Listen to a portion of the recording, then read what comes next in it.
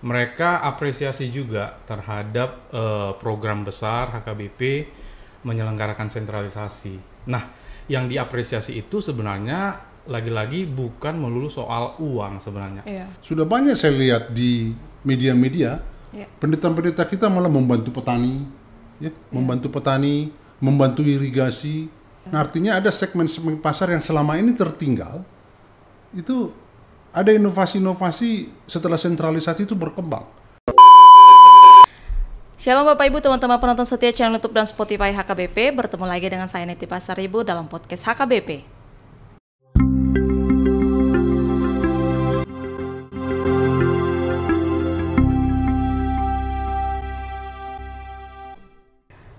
Dalam kesempatan ini teman-teman, kita akan membahas tentang sentralisasi keuangan. Teman-teman jangan langsung mengeluh mengatakan sentralisasi melulu begitu. Karena per Januari 2024 kita mensyukuri bahwa sentralisasi keuangan di HKBP sudah berjalan selama 1 tahun. Tapi kita perlu melihat juga, jangan-jangan masih ada orang yang tidak mensyukuri pelaksanaan ini teman-teman. Oleh karena itu, pertanyaan-pertanyaan ini akan langsung dijawab oleh ahlinya. Akan hadir Ketua BPSK dan staf di BPSK. Ada Amang Martua Masaragi dan Amang Pendeta Ferdinand Huta Barat. Shalom Amang. Shalom. Terima kasih sudah hadir di podcast HKBP lagi Abang Martua. Kita udah pernah podcast Amang ya? Ya sudah pernah 1 kali ya. Iya, kita membahas tentang sentralisasi juga begitu Amang. Tapi itu belum di ulang tahun ya Amang. Ini kan sentralisasi lagi ulang tahun Amang ya, ulang tahun yang pertama begitu. Tentu ada banyak ucapan selamat atas pelaksanaan sentralisasi, tapi apakah mungkin masih ada tanggapan-tanggapan negatif? Tapi sebelum tanggapan negatif Amang, kita mensyukuri pelaksanaan sentralisasi. Mungkin BPSK sendiri sudah menerima respon-respon positif dari jemaat atau pelayan itu sendiri. Ada nggak Mang yang sampai ke BPSK langsung? Ya sebenarnya kalau secara formal ke BPSK enggak lah, maksudnya langsung ada yang kirim bunga atau apa enggak. Tetapi dalam komunikasi personal maupun dalam rapat-rapat tertentu yang berhubungan dengan pelayanan-pelayanan gereja kita, beberapa tokoh-tokoh kita, ruas kita mengapresiasi dengan adanya sentralisasi ini banyak hal yang bisa mereka lihat secara transparan.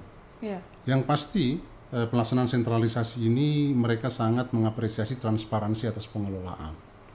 Dan juga secara teknis mereka mengapresiasi bahwa segala sesuatu bisa dilaksanakan dengan metode yang cukup simpel dengan mengikuti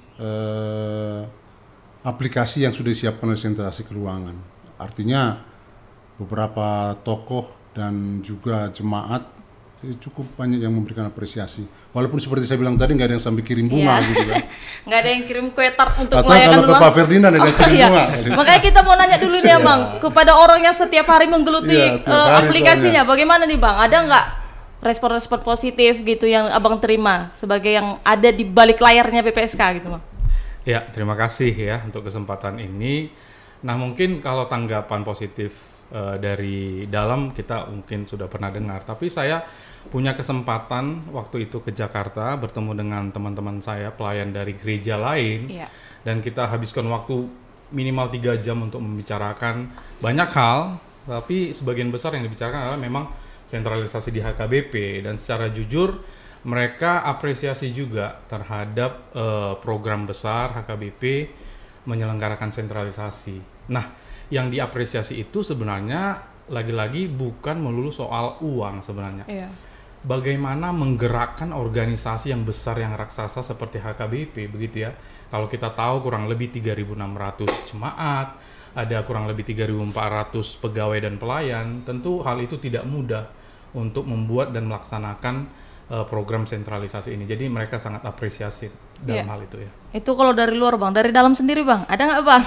Jangan-jangan kitanya sendiri nggak mensyukuri nih Bang? Dari dalam juga mensyukuri, tapi dari banyak ya tentu banyak sekali masukan dan respon yang saya terima secara pribadi, di samping yang diterima juga oleh para komisioner, itu menurut saya ya adanya pemahaman-pemahaman yang perlu diluruskan saja sebenarnya. Itu aja sih.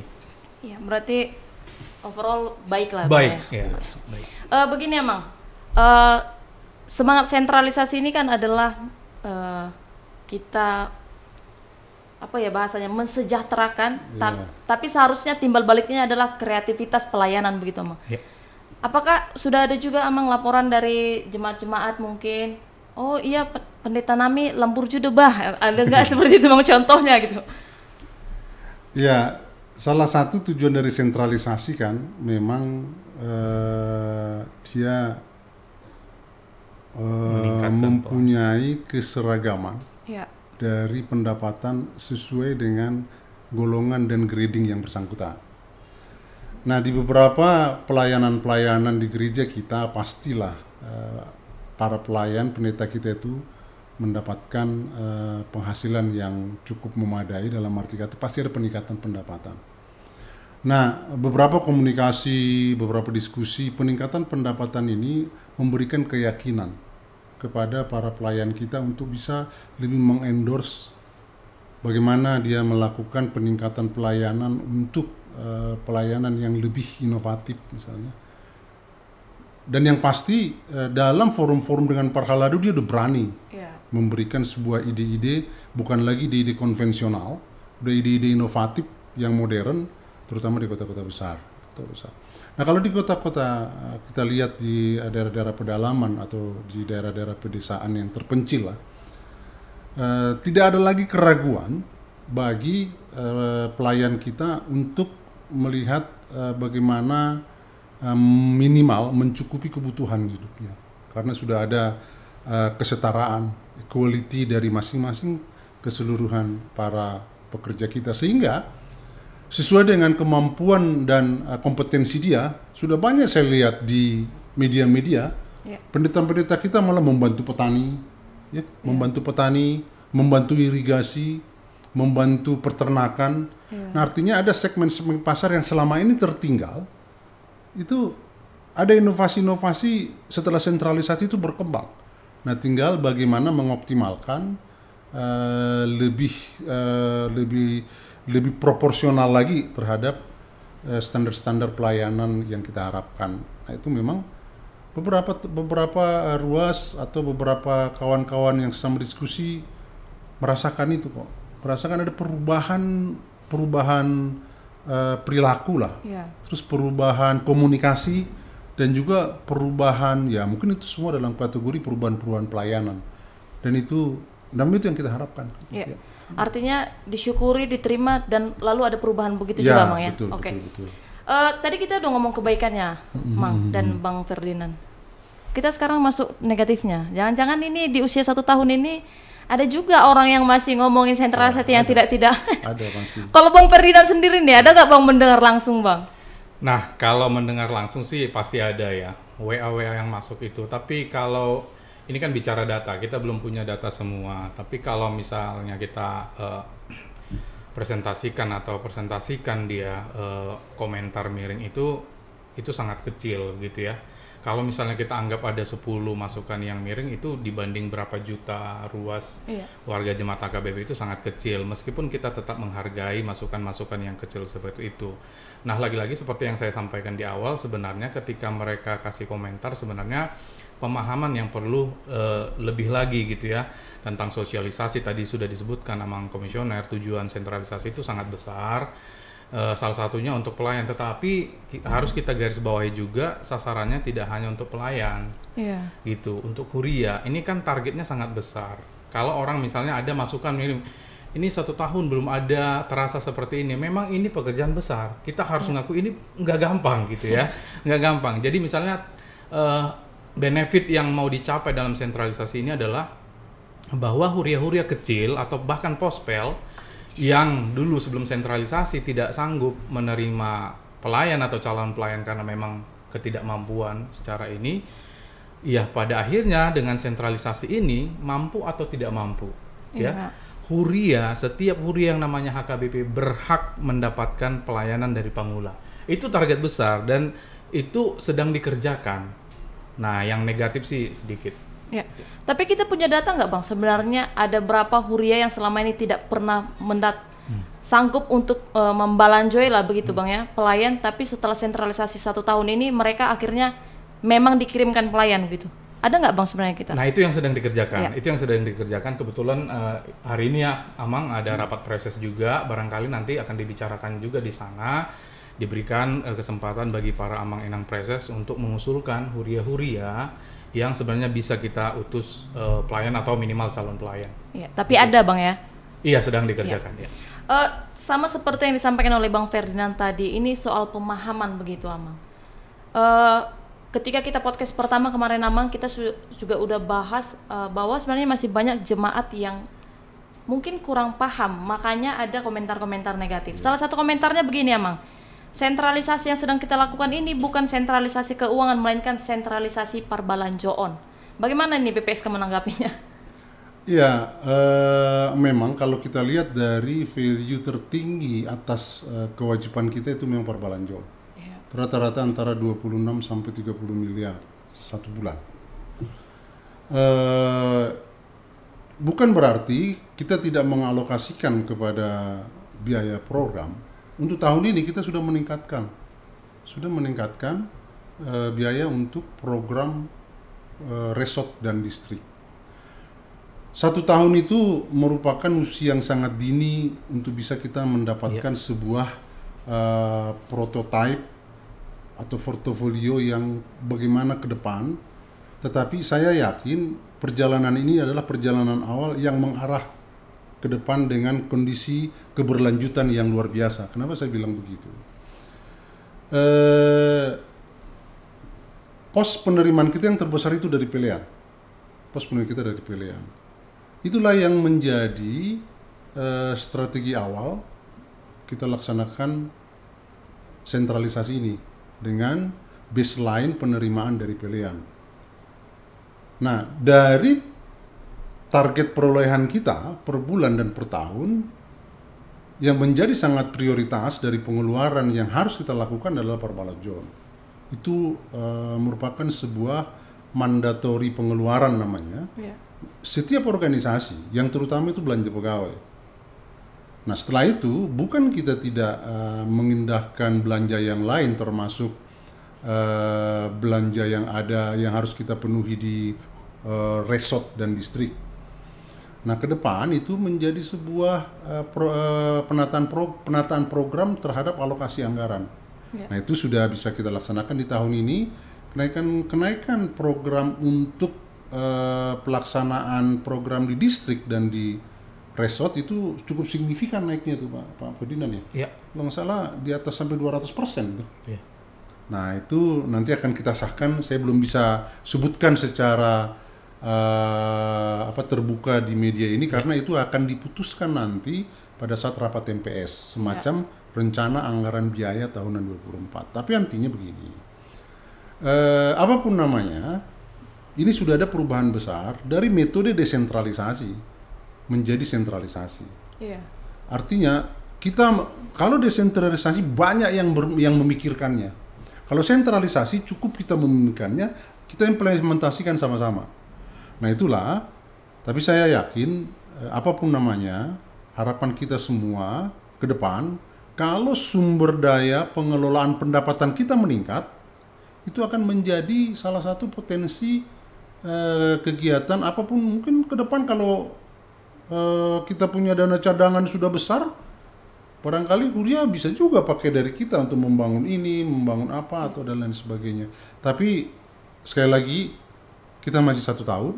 1 tahun itu sangat usia yang sangat kecil kalau kita mau mengarah melangkah ke depan dengan harapan sentralisasi keuangan seperti harapan tadi di rapat distrik merupakan bagian yang tidak terpisahkan dari transformasi HKBP ke depan, kira-kira begitu. Iya. Ini di usia 1 tahun, Amang. Saya ingat ketika kita podcast bersama Mang Martuama 4 bulan yang lalu, saya juga menanyakan apakah masih ada jemaat-jemaat yang tanda kutip berbohong terkait apa yang diberikan kepada BPSK. Apakah di usia 1 tahun ini hal ini masih terjadi, Mang? Sebenarnya bukan jemaat, pengelola keuangan di huria. Iya. Tadi kita juga sudah bicarakan hal itu di rapat preses. Iya. Dan dalam mitigasi risiko kita beberapa distrik memang masih ada. Nah, untuk itu kita rekomendasikan kepada Amang Preses itu melakukan penataan dan pendampingan kepada mereka. bisa saja unsur-unsur ini ketidaktahuan. Tapi yang kita sangat miris kalau ini memang ada unsur kesengajaan. Tetapi apapun namanya, seperti saya bilang tadi, ini masih 1 tahun. Pola-pola penataan maupun perbaikan-perbaikan atas paradigma seperti itu, saya yakin bisa berubah apabila dampak dari sentralisasi ini secara faktual nanti ke depan lebih dilihat gitu. Keterbukaan, transparansi, akuntabilitas, ya, terbuka, semua bisa dilihat, tidak ada yang disembunyikan, dan itu memberikan trust yang tinggi kepada RUAS, terutama juga seharusnya kepada para halado, pengelola keuangan kita di ya. Itu. Tadi kan Amang menjelaskan bahwa ini sedang rapat preses. Jadi Amang Inang sebenarnya tapping podcast hari ini bersamaan dengan pelaksanaan rapat preses HKBP begitu. Jadi karena ini bersamaan begitu Amang dan Bang Ferdinand, aku mau nanya, menurut BPSK bagaimana sih peran preses selama ini di 1 tahun perjalanan sentralisasi? Dimulai dari saya ya. Oke. Peran preses ya cukup signifikan ya. Ke saya sendiri juga beberapa preses itu intens dalam komunikasi ya, misalnya dalam hal pilihan, dalam hal misalnya ada kendala error dalam penginputan di aplikasi begitu ya, atau hal-hal lain yang mungkin ada keputusan-keputusan yang perlu lagi kita sampaikan. Jadi bagian saya adalah hanya memberikan informasi yang dibutuhkan gitu, misalnya ketetapan MPS kemarin apa dan apa target yang harus dikerjakan. Nah selama ini juga juga dari Opoe-Porus juga begitu ya. Menurut saya sih sudah sangat para Amang Inang preses mengerjakan bagiannya sebagai pimpinan di distrik dalam melakukan monitoring dan juga komunikasi. Tentu komunikasinya nggak hanya ke BPSK begitu ya terkait sentralisasi, ada hal-hal juga yang misalnya mereka lihat itu dilaporkan kepada pimpinan, ke Opoe-Porus, tapi beberapa hal yang misalnya dilaporkan itu disampaikan juga ke BPSK, lalu nanti kita bersama-sama itu membicarakannya melalui para komisioner, membicarakannya dengan Amang Inang preses gitu. Ya, kalau Amang Martoma sendiri menilai bagaimana, Bang? Ya, sebenarnya kalau dalam manajemen preses itu personal kunci. Ya. Key areanya itu ada di preses, karena beliau yang membawahi seluruh resort dan huria. Nah, untuk itu biasanya apabila preses ketat melakukan monitoring evaluasi kepada resort, itu pasti konsisten. Ya. Karena dari data aplikasi kita setiap minggu udah terrecord mana nilai-nilai yang udah disetor, mana yang udah diinput, itu semua bisa dimonitor. Nah, namun demikian preses kita juga kan pasti punya keterbatasan waktu dengan beban kerja yang cukup tinggi pelayanan di distrik. Nanti itu kita sudah memberikan usulan kepada pimpinan agar para preses membentuk tim monitoring evaluasi di level distrik. Ya. Nah, kita terbuka nanti tim ini bisa langsung komunikasi dengan komisioner dan para pegawai yang ada di BPSK, sehingga data-data monitoring itu komprehensif. Nah, disitulah preses bisa membuat ya, pertama mungkin juga mengapresiasi terhadap huria atau membuat teguran kepada huria sebelum secara komprehensif Porus membuat teguran. Tetapi pembinaan yang paling efektif itu sebenarnya di preses. Jadi preses itu adalah personal kunci. Nah, untuk itu kita sangat mengharapkan dengan sebuah kepemimpinan yang baik akan tertata sebuah pengelolaan organisasi yang efektif terhadap semua jajaran-jajaran di bawahnya pendeta resort dan para perhalado yang ada. Iya. Terkait dengan ini, Amang Inang sebenarnya sesuai jadwal harusnya akan ada preses yang hadir di podcast HKBP. Semoga benar-benar terjadwal Amang ya, supaya kita juga bisa mendengar perspektif dari preses yang benar-benar ada di distrik masing-masing begitu. Data yang kami peroleh Amang, target sentralisasi keuangan di tahun 2023 itu masih sekitar 70%. Apakah kami benar? Iya, sekitar itu 67, sekian. Ya. Apakah langkah-langkah yang harus kita kerjakan bersama, mulai dari pimpinan, preses, bahkan kita sendiri jemaat, untuk agar capaian target sentralisasi terus meningkat? Mungkin dari Amang Martoma dulu. Ya, memang secara khusus target pelaksanaan 2023 Iya. itu memang penentuan target belum berdasarkan kondisi faktual secara empirik data-data penerimaan pilihan. Itu dalam forecastis management biasa karena belum ada pelaksanaan keberlanjutannya. Tapi namun demikian kita memahami bahwa pelaksanaan di 2023 terhadap target yang masih 67 itu bisa dikategorikan merupakan data empirik yang bisa kita lakukan dan kita olah, kita kaji apakah nanti Huria-Huria mampu melakukan di tahun 2024. Nah, untuk itu komisioner dan juga BPSK memahami itu dengan melakukan perencanaan di 2024 dasar dari penerimaan 2023. Nah, saya yakin dengan adanya review atas target ini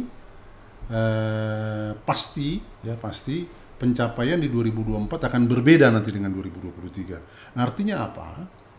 Dalam sebuah teori manajemen apabila belum ada data empirik yang bisa dilakukan menjadi rujukan perencanaan itu tetap boleh dilakukan. Yeah. Tetapi diujilah itu dengan data empirik yang dilakukan yang pada saat berjalan. Nah, saat berjalan kita memahami target pelaksanaan yang optimal yang sekarang dapat ini. Nah, untuk itu kita di BPSK terutama Mang Ferdinand sudah melakukan akselerasi dalam formulasi perhitungan target yang faktual dari potensi pendapatan 2023. Dan kami juga sudah mengirim surat pemberitahuan awal kepada seluruh preses bahwa penyesuaian target ini akan menjadi rujukan nanti pada saat kita melakukan mensahkan anggaran HKBP yang akan kita laksanakan nanti di awal Februari rapat MPS.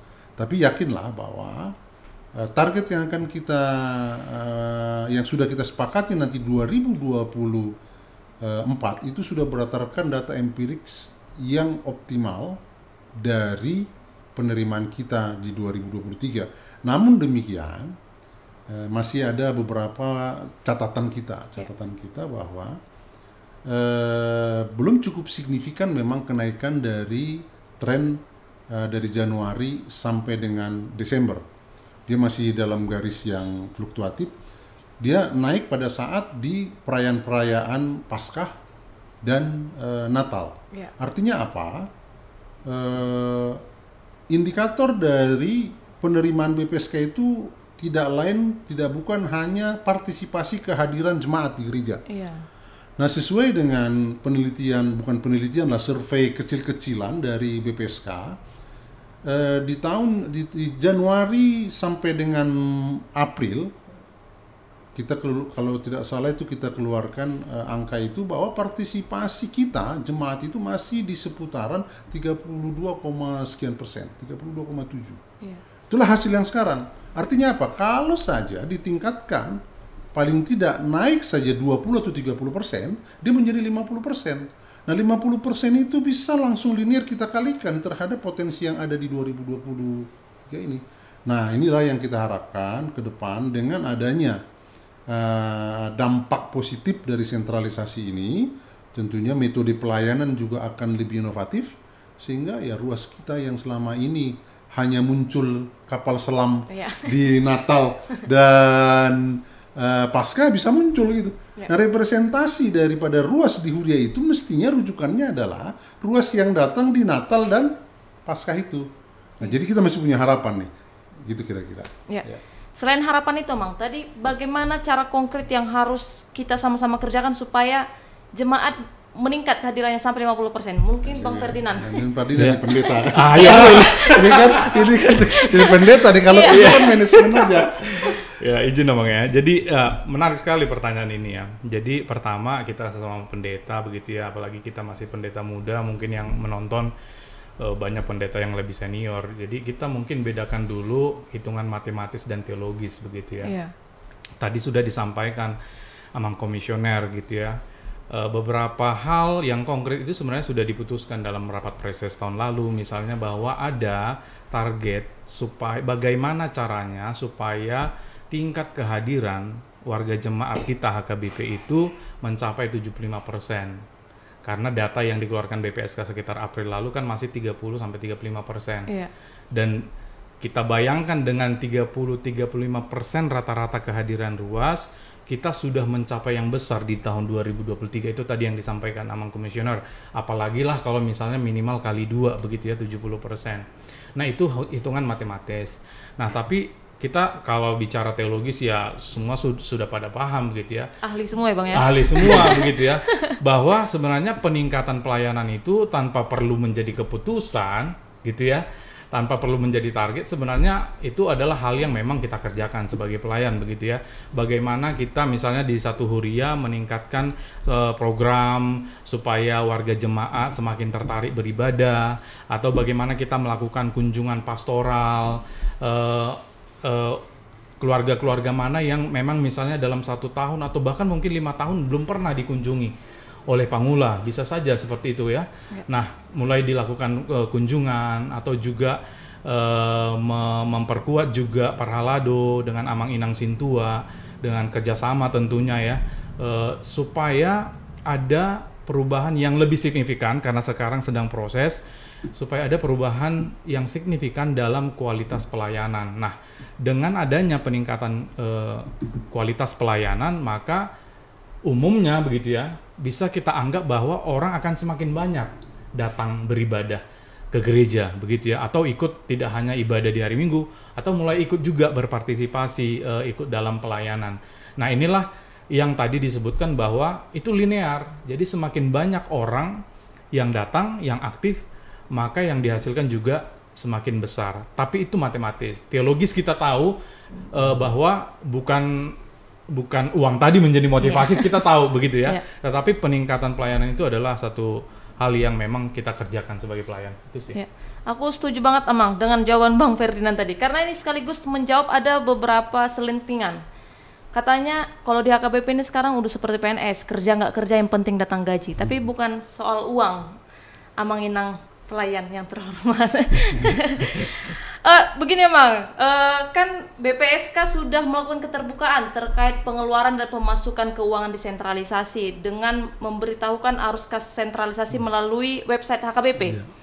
Tapi ini mungkin belum dijangkau oleh banyak jemaat. Apa yang perlu kita kerjakan BPSK agar jemaat semakin tahu bahwa BPSK transparan soal keuangan sehingga mereka makin tergerak? Ya, sebenarnya sistem informasi ini kan sudah menjangkau ke seluruh ruas. Jangankan orang dewasa, anak-anak juga pakai handphone. Jadi hanya melalui smartphone saja itu sudah bisa dibuka sebenarnya. Saya sih melihat begini, bukan mereka tidak mau melihat, tetapi memang banyak juga ruas kita, apalagi ruas-ruas yang naburju gitu ya. Mereka tidak pernah mempedulikan, yang penting mereka mempersembahkan. Memang ya ada saja ruas yang kritis di media-media, mungkin kita lihat di media-media sosial. Nah, artinya apa? Saya kira bukan tidak ada media menjadi sarana untuk komunikasi, tapi memang kemauan terhadap peduli terhadap program itu yang perlu kita tingkatkan. Tidak ada lagi media yang paling transparan melalui media media website itu. Tidak ada lagi apa lagi. Nggak mungkin kita datang ke rumah print satu-satu kasih, kan nggak juga. Nah, artinya apa? Sekaligus juga menjadi harapan kita kepada seluruh pemirsa bahwa transparansi itu adalah bagian yang tidak terpisahkan dari akuntabilitas pengelolaan keuangan, terutama secara khusus sentralisasi keuangan ini. Dan itu sudah kita lakukan. Tinggal mari kita bersama-sama peduli bahwa kita tidak berpikir lagi sekarang kalau memberikan persembahan ke huria itu untuk huria. Ini udah untuk seluruh huria Nabuluni dari pelayanan-pelayanan kita yang ada di gereja kita. Itu kira-kira. Jadi kami juga memberitahukan Amang Inang, mungkin Amang Inang belum tahu bahwa arus kas sentralisasi keuangan boleh diakses melalui website HKBP di www.hkbp.or.id. Jadi agar tidak ada kecurigaan begitu Amang ya. Jadi jangan dikira ini hanya sentralisasi perbalancoan, enggak Amang Inang. Oke Mang, 2 pertanyaan terakhir. Setelah setahun berjalan, bagaimana menurut Amang Saragi dan Bang Ferdinand, bagaimana gambaran yang tepat untuk menggambarkan perjalanan 1 tahun sentralisasi keuangan? Terima kasih, ini juga pertanyaan yang sangat menggugah menurut saya ya. Saya terlibat, maksudnya ikut dalam tim sinkronisasi sejak bulan 10 tahun lalu begitu ya. Dan saya memperhatikan bahwa ini betul-betul pertama waktu itu adalah pekerjaan yang sangat-sangat mission impossible gitu ya. Bagaimana dalam 2 bulan itu dikejar semua tata laksana, PPKU, aturan peraturan, semuanya diupayakan sinkron, lalu database kepersonalian, ada ribuan data yang harus benar-benar divalidasi terus dan menerus sampai sekarang gitu ya.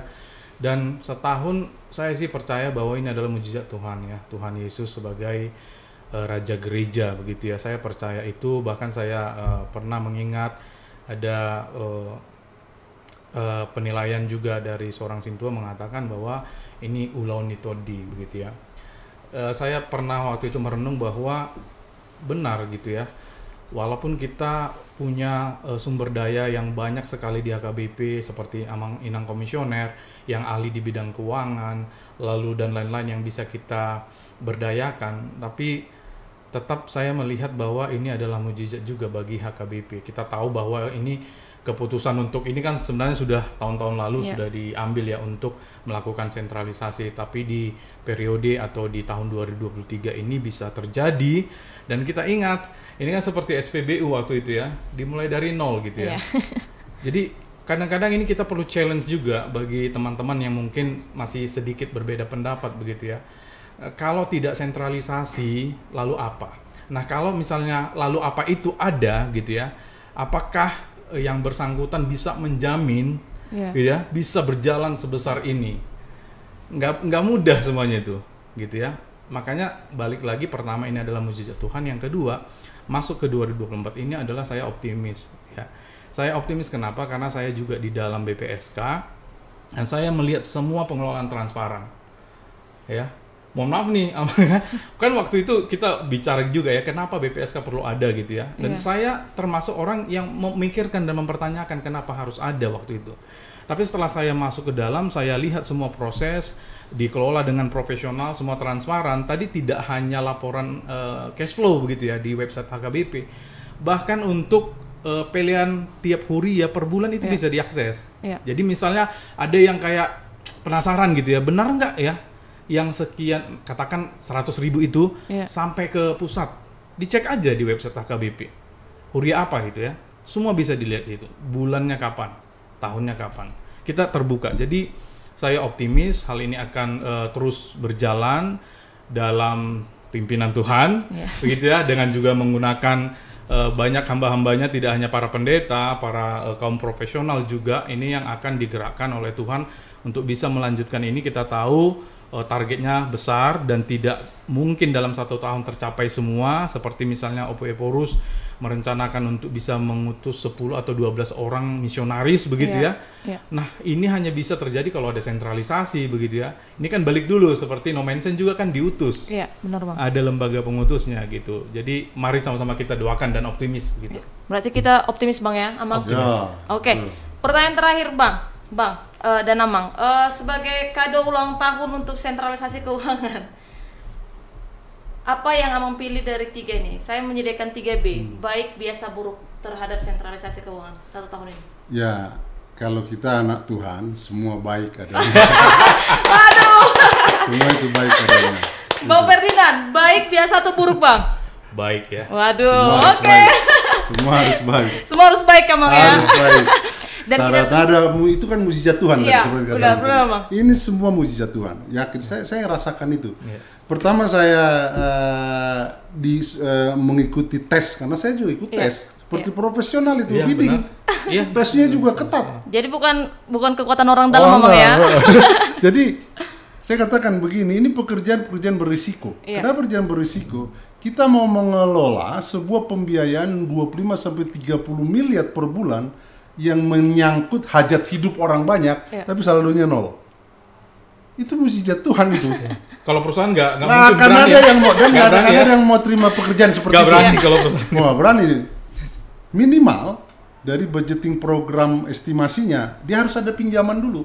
Iya betul. Dan talangan dulu. Iya. Nah itu dikembalikan dari program gitu kan. Tapi ini benar-benar mujizat Tuhan dan saya sangat mengamini itu, terutama sangat tingginya amang opung eporus keyakinan akan hal itu. Martangnya kita turedo di bata, begitu kira-kira. Kita tepuk tangan dulu Bang. Jadi hadiahnya Bapak Ibu Amang Inang untuk 1 tahun sentralisasinya adalah ini langsung dari komisionernya BPSK dan staf BPSK adalah pelaksanaannya baik dan teruslah kita dukung dan terus kita doakan. Terima kasih Amang Marto Masaragi sudah hadir lagi di podcast HKBP. Terima kasih Bang Ferdinand. Tetap semangat di BPSK Bang. Ya. Semoga kita terus akan merayakan ulang tahun BPSK untuk banyak tahun ke depan Amang ya. Mungkin tahun depan udah yang kirim bunga ya. Iya, udah bisa Amang Inang kirim bunga dong. Jangan cuma kirim bunga, kirim makanan apa segala macam Amang.